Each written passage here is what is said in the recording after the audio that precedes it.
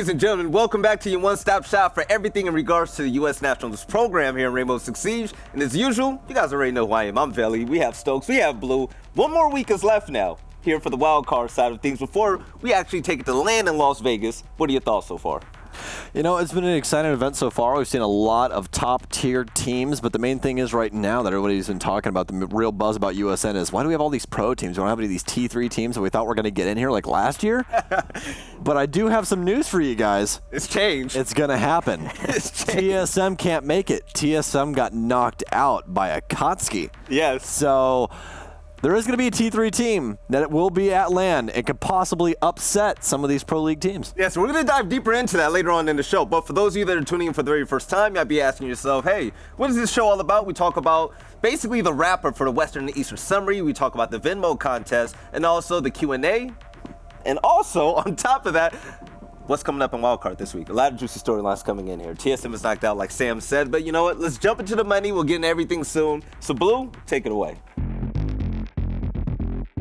Welcome back once again, ladies and gentlemen, to this week's edition of the Venmo Community Spotlight, the time where we celebrate you, the community, and all of your fails, fun clips, and everything in between. As usual, over the past 7 days, you guys have been submitting your clips, and this week Stoax picked them, I believe, and you got some good ones, right? Yes, sir, I did. I got to pick them all for this week. I'm very, very excited to be showing you guys that. The first prize is going to be getting $500, and as you guys usually know, second and third going to get that $100 for that grand prize pool of $700. But this is the last week you could possibly submit clips, so no more submissions going in, John. Nope. But they will be entered to possibly win the grand prize at the end of the season. Which we'll talk more about that on our final recap show coming up soon. But that's enough of that. Let's take a look at this week's winners. Oh! Bad idea. The Blackbeard's low.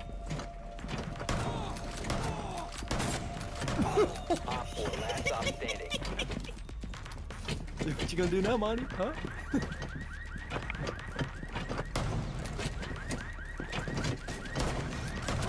Nice. Four eliminated.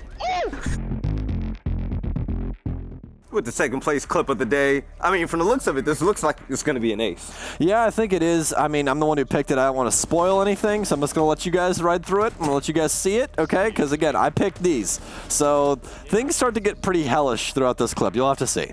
A pro settings player right off the bat here. Easy 2 kills. They try to push against him. Let's see where number 3 is going to come from here. A little bit defensive. He's on attack in a 1vx, so I can't really blame him for that. Yeah, he gets pretty creative. You're going to like this. You're going to like this. I don't know whether this is comms or what have you, but a little bit of a good and Kobe. A hit. Yeah.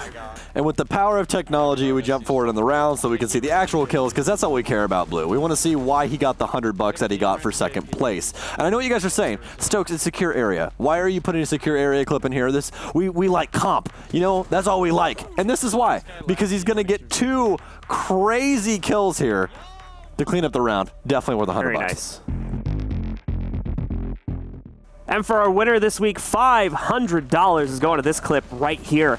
We got an SMG 11 player right off the bat. He's going to be able to find 1 kill here. It's looking like we might have another 1vx situation. There's 2. Just up, down, and up again. He's going to try to toss in a smoke grenade here to delay a little bit. Hey, I'm a sucker for some good SMG 11 gameplay. It's not the easiest gun in the game, you know, it takes a little bit of finesse, you know? I'm a sucker for those kind of clips. How did he not shoot him first, though? He was staring at him for a whole minute. He's blind. Okay. Hey, And but guess the what? last one? You know what's going to happen? He's going to win it. He's going to win it. And congratulations to everyone that won some money here in the Venmo contest. We've been telling you guys since, what was it, April, that we're giving away $700 every single week, and it's good to see people capitalize off of that. But let's go ahead and talk about the Western and Eastern Summary, because 2 more teams just found their way to land. So usually when we do this segment, we take our time one at a time to talk about what's happening, but we're going to throw that out the window. We're going to try something new this time around. So the Western Summary, we saw Disrupt Gaming face off against Evil Geniuses. Now, on paper, Evil Geniuses should have slaughtered them. What happened this time around? Well, it was still kind of in that It was not a slaughter. Yeah, see, I'm agreeing with Velly here as well. I think the match, yes, it was a 2-0 ultimately, which is what we expected at the end of the day, but the match itself was a lot closer than I think a lot of people anticipated. Yeah, the first map was, because ultimately DG was really good, I think, in early and mid rounds. They were pretty good at being able to trade out on the opening contact and actually be able to get decent map control, in my opinion. But the problem was is they constantly fell apart on execute, didn't really seem to have a good idea about how to get into the site, get the diffuser onto the ground, and then establish a post plan. So everything just seemed to fall apart there. If they had that part of their game locked down just a little bit more, I could have easily seen them taking control of at least that first map, and maybe even a second map. And it was pretty unfortunate because we saw in the first half, the main reason why EG absolutely dominated on Velly to clutch it out and win is because of the clutches. You know, we saw Geo at the end of the game, and we saw about 2 to 3 rounds that Disrupt Gaming absolutely threw out the window and gave it to Evil Geniuses. Now, what does that say about their veteran leadership on that team? I think it just says about the transition of the team, really. I think that is the thing to highlight there. I mean, Mo, a recent pickup, and they're still firing on all cylinders, able to find these clutches, and Mo's been playing lights out, man. Again, I mean, as you guys said, that first game was truly intense. I'm not even gonna lie to you, I completely forgot about it, and just off the top of my head, I've had 4 hours of sleep, Velly, okay? Like, anyways, but all I remember was that second game, but no, the Villa game was definitely something impressive, and it definitely put a lot of people on watch that, yeah, Disrupt is not a squad that you can sleep on. Yeah, for a team that's been struggling in Challenger League even, I mean, no one really expected them to go, you know, neck to neck against Evil Geniuses, but yeah. It was everything that I wanted the Bruh game to be. We're going to get to Bruh, but overall, the overall score, Evil Geniuses won 2-0. Good luck to Disrupt Disrupt Gaming, they didn't make it to the semifinals for wildcard. So they got knocked out as well. They're out of it completely. Wow, I was just going to wish them luck, but I remembered. So, hey, you know, Evil Geniuses, they made it to land. We're going to see them again. And for the first time wild ever, card is wild. Yeah, wild card is insane. But for the first time ever, we're going to see a full-fledged Evil Geniuses roster at USN. I can't wait. Let's go ahead and talk about the Eastern side of things.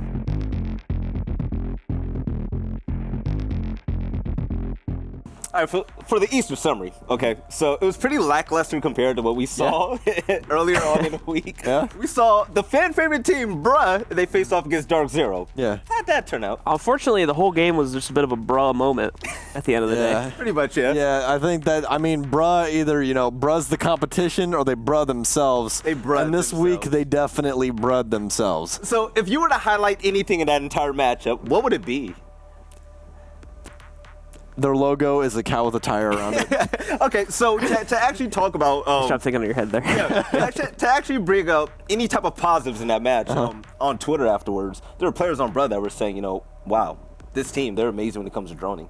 Well, yeah, it's Dark Zero. But that's Dark Zero. Yeah. So what else does Dark Zero do so damn well to make him one of the best teams out there? Dark Zero are the Strat Kings of North America. That's what they do. They, in my opinion, they probably have some of the best like organizational support behind them right now in terms of like analyst structure, coaching structure, everything like that. Based on what I've been, obviously, like I'm looking at this from a pretty far view. But it's easy to see. But yeah, as far as I can tell, anyway, they seem to have the best idea about how to manage the game from like a tier 1 level right now. Right. At least at NA.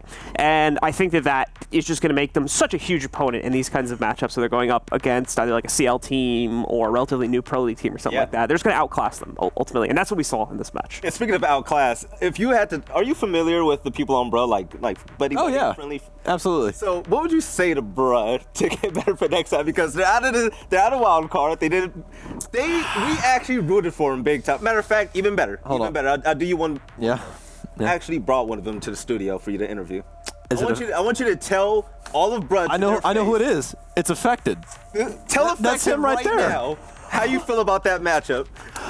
You lied to me. That's how. He was like, they can't play against Gunner stacks. They can't do this. They can't do that. And that's why you earn the only trash can that's been on the USN desk, Affected. There you go.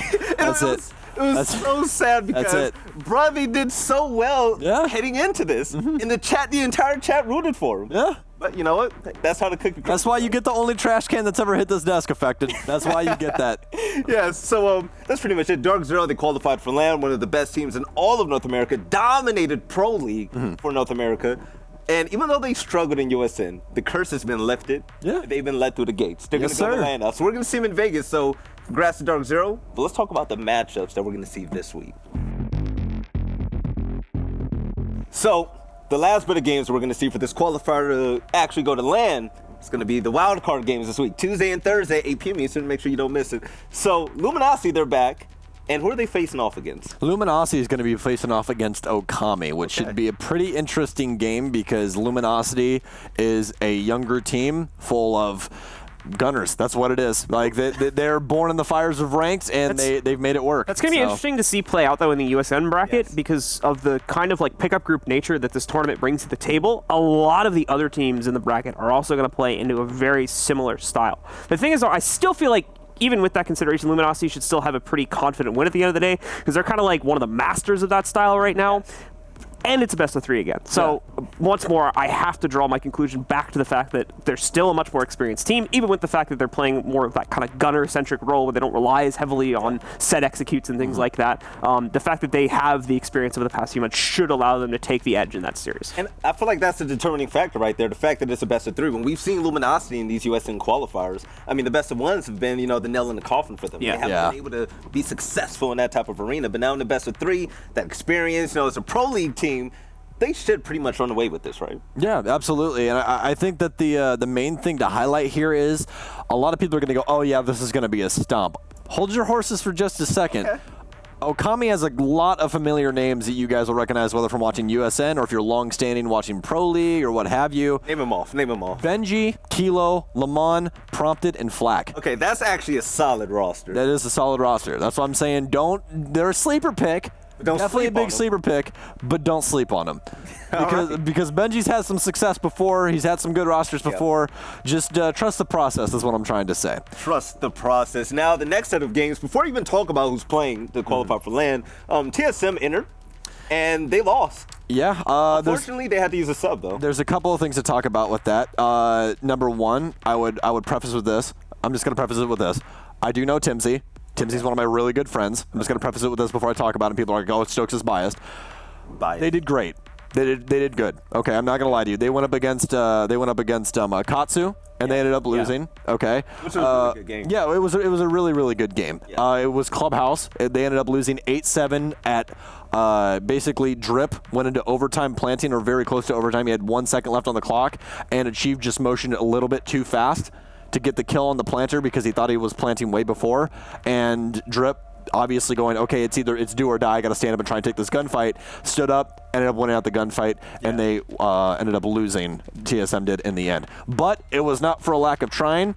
Timsy ended up dropping 9 kills in that. Okay. So from the support role, he plays Thermite, he plays Smoke. That's what he plays. So again, you can't look at it and go, oh, they didn't have Poge.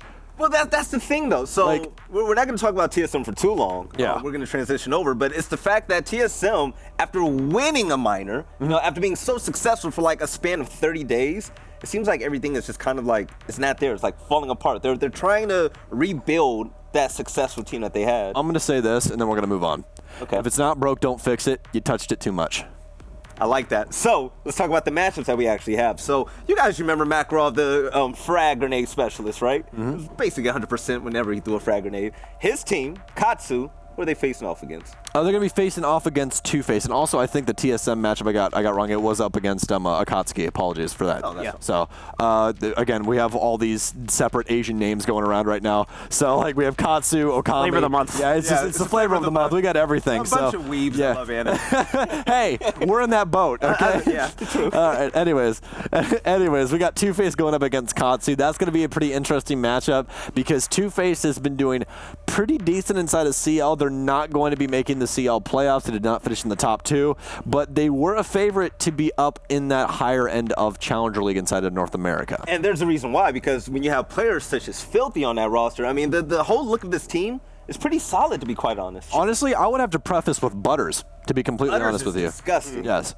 It should be noted, too, it's been like a pretty decent amount of time since we've seen at least the named Two-Faced roster make it this far in USN. They were a pretty stable mainstay back in stages 1 and 2, if memory serves me correctly. But yeah, we haven't seen them much in stage 3, so we're gonna finally see them make a reappearance, and it's at the very pivotal point, do or die time. So it's time to see what they're made of once again. Wild card is exactly what the name says, wild. So I think the main thing to talk about with the Two-Faced roster from when they did play in USN is that they have a pickup comparative to what I remember the roster being. They have Crazy, That's actually. If you guys don't know who Crazy is, Crazy was a player for Noble or ex-Noble, depending on when you started watching Pro League, when Yeti was inside of PL. Crazy was one of the players alongside Acid. Then they shifted over to Rise Nation, which Acid is still on. But Crazy ended up getting dropped off the roster in place of someone else after they got dropped out of Pro League, and now he plays on Two-Faced. It's pretty interesting when you take a look Wikipedia at, brain. It's pretty interesting when you take a look at Crazy in his history because he's actually a really good player. So Oh, absolutely. I expect nothing but great things for this team. But that's pretty much going to be it. So if you guys missed over the weekend, the matches were they streamed? No, because it's community casters. No one ended up streaming them, so there was really good games. I was wondering before I almost went into that topic, but Yeah. they weren't streamed. But you saw the results on Twitter on the timeline, and this is it now. We have 4 teams. 2 are going to go to LAN. 1 best of 3 for each of those games, and that's it. This is pretty much the gauntlet. So what we've been doing since the beginning of the year, heading into now, it's all come down to this. Yeah. It's do or die time. Yeah, and I just want to preface it with this. Or again, for the last time of prefacing things, if Katsu loses, it's all Hunter Cash's fault. Hunter Cash, a There you fellow go. caster. Shout out to the Canadian Nationals caster, Hunter. But good luck to everyone that's involved. I mean, all 4 of these teams are really good. So really interested to see how that's going to shape out, and we're going to see a CL team going to LAN. Yeah, we're gonna either see a CL team or a Katsu. Yeah, It's gonna be interesting to see how that plays out when we get to the actual LAN environment itself. To see what they're able to bring to the table. Yeah, and obviously we have to see who ends up coming out on top of that at the end of the day too. A lot of people were very excited last year for the younger teams, and those younger teams got trounced. They disappointed everybody out there, but you know what? That's pretty much it. We've done a lot of talking. Now let's jump into the fun part. Let's talk about the Q&A. So go ahead and throw us all the questions. All right, so you guys asked us questions on Twitter, and we're here to answer them because we're men about that. Number 1, does Mozzie need a nerf? Yeah, but I think it's only a slight nerf just to bring him back down to earth a little bit. Okay. And we were having this discussion earlier off camera, and I believe that what needs to happen is if you pick up the drone with the pest on it, you're able to reclaim your drone. I think that'd be pretty simple. That'd be awesome. It would stop him from being so aggressive, which I think is part of the problem with him right now. Is he just has like instant drone on a lot of aspects, especially if you pair him with mute. Oh god, and visual, Yeah. like oh my gosh. So that would be an interesting way to change it. I also wouldn't be opposed to just bringing the count of pests down to 2, because I think that would try to bring him in line, or at least make him just a little bit easier to deal with a bit more. All right, some pretty good ideas. So Ubisoft, if you guys are watching this, next time you have a play test or a discussion, feel free to invite the USN. If you want to take some more goo mines away from Legion while you're at it, I'll appreciate it. And also make them visible. Thanks. Anyways. Boss, GA call, wave check out. So we have a long list, okay? Question number 2. Will Amaru impact the meta? I don't think she's going to have that big of an impact. The only thing that she's going to impact is going to be map pressure, as well as a couple other things, but I'll let the man over here talk. Yeah, I think she will, but I think it's going to be pretty niche. Yeah, I think it's going to be execute focused. So think like console office on consulate as an example to that. Where she can be a surprise more than anything. Yeah, where basically like a team can be executing through Visa or Yellow Stairs or something like that. And normally, since console office isn't really actively defended by the defending team, she can swing into the windows real quickly and be another angle added to that. Also, you were mentioning this earlier too. A team that does really good drone work, if they find an area of the map that's normally controlled by defenders that early in the round and they see that it's open, if there's a window in that room, she's got it instantaneously. Instantaneous map pressure. That's where she's going to be really good. I think as well she's going to potentially change the way for certain teams how some sites are played, just because the fact that she can go through hatches. We don't have another operator that can do that. The only thing you can do is just look up through it right now. So I think that now a lot more teams are going to have to think to themselves, do we need to reinforce this hatch? Do we want to leave it open? Are they going to bring the Amaru? Things like that. That's going to be another factor to the mind game that teams are going to have to focus on now as well with her. I really like Amaru, and I can't wait to see her in competitive play. I mean, like you said earlier, it's the fact that she's not overpowered.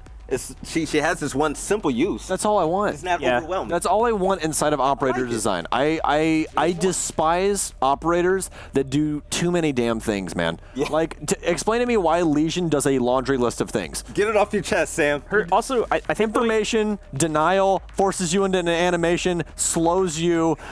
They're invisible. He gets Legion, 8 of them. He has the T95 SMG, which is one of the greatest, used to be the greatest SMG in the game. Yeah. Like, dude, and he has impacts. Like, here's the issue. There's no reason not to play Legion.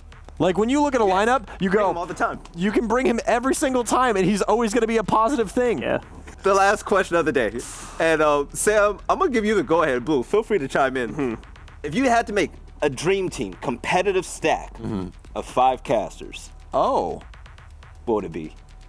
If I'm not coaching, then the list is invalid. Okay, so I just all want right, to talk trash behind you guys. all right. Let's see here. You know what? This man over here has got some good FPS skills. I'll play with him in some other FPSs. So I feel like he's a prodigy that I can help out with the other team. We can put him where we want him. All right. So I'm gonna put John on Thatcher as well as Maestro because you can't miss with 81 bullets. Maestro with Gucci shoes. I like it. Yeah, see, he's got the gamer shoes. That's what we need. We need He the thinks I finesse. can't miss, but we need the finesse. Hey, you were killing kicks with the SMG-11. That was happening. Okay, now speaking of kicks, I'm waiting for it. Hold on. We're getting there. We're getting there. Okay. We gotta figure out the supports first, though. Okay. Other support, you got to put Flint in there, man. Come on. Flint's the support. He's that smoke main. We need that on the roster. He's that hard breach. We put him in there. We got to get somebody to yell at people to make sure everything's okay. For flex, we put in Zoronic. That's what we put. Zoronic on flex. We got the Blackbeard man. That's what we're going to roll through there. That good strap mine from back in year one. Yes. Then we put kicks, secondary entry, because kicks, gun skills there. That's what you want in that secondary entry to be able to get those refrags. And then the man with 1K hours on Ash. You're going to be entry to Ash, Major Main. You already know. Yep. That's actually not a bad team. It's not. It's not. It's not a bad team. Okay, hot take. What's up? That team can make Pro League. I don't know about that one. With kicks, maybe? Yeah. With kicks and Zoronic? I feel like it's maybe. Yeah. TSM's looking for fifth. They're not a full team right now. You might catch Super slipping in relegations. Hey. Who knows? That's true. Let's talk for another day. You never know. But that's pretty much it. So this is pretty much a bittersweet moment for me. For this whole year-long qualifying process, it's finally coming to an end. I'm sad but happy. It's a long process. A lot of people are like, Let's get this out the way. This is never ending. I'm sad but happy because I'm sad that this is finally ending. Yeah. We're closing out the year, but I'm happy that we've come this far. We've seen new faces, new storylines. And we're gonna see each other in December. Land's here. And you know what I love so much about this land? Talk to me. North America can't lose. North America can't. Oh, Sonics has 2 Europeans, so. 3 out of 5 though. Yeah, but they're gonna lose. Okay, so it's majority rule. Yeah. So with that being said, all three of us, we really hope to see you guys at the USN Finals in Las Vegas this year. Make sure you buy your tickets. Las Vegas is a really cheap destination to fly to. So if you're looking to go to a LAN event, you've never gone to one before, or if you just want to have a good time, make sure you guys show up. But that's pretty much it. We have one more recap show after the wildcard games this week. Make sure you tune in Tuesday and Thursday, 8 p.m. Eastern, both times, and we'll see who comes out on top. Last 2 spots. 4 teams are coming in, 2 teams are coming out. So the gauntlet is finally here, and that's it from us. I'm Velly. This is Stoax. This is Blue. And we'll see you guys next time on Inside the USN.